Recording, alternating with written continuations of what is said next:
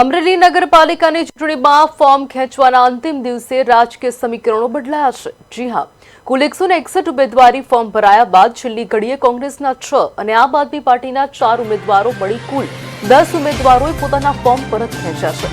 ઉમેદવારી પત્રો પરત ખેંચાતા જ કહી શકાય કે અમરેલી નગરપાલિકાની 3 બેઠકો બિનહરીફ જાહેર કરવામાં આવી છે, જે ભાજપના ફાળે ગઈ છે। હવે પાલિકાની બાકીની બેઠકો માટે કુલ 109 ઉમેદવારો મેદાનમાં રહ્યા છે। વિપક્ષી ઉમેદવારોએ ફોર્મ પરત ખેંચાતા ભાજપને ચૂંટણી પહેલા જ મોટો ફાયદો થયો છે, જ્યારે હવે બાકીની બેઠકો પર ખરાખરીનો જંગ જામશે।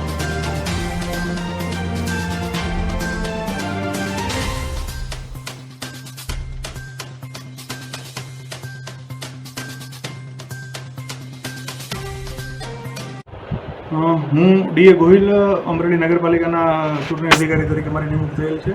સરકારશ્રીની સૂચના મુજબ પહેલી તારીખે જાહેરનામું બહાર પડ્યા બાદ 6 તારીખથી 11 તારીખ સુધીમાં આપણે ફોર્મ સ્વીકારવાની અવધિ હતી। એ દરમિયાન અમને કુલ 161 ફોર્મ મળેલા છે।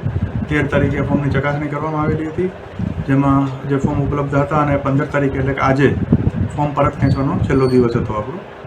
આજના દિવસના અંતે કુલ 10 ફોર્મ પરત ખેંચાણા છે। હરીફ ઉમેદવારો પૈકી 3 જે સીટ છે એ બિનહરીફ જાહેર થયેલી છે। એ ઉપરાંત અત્યારે કુલ 109 ઉમેદવારો છે હરીફ એમાં છે।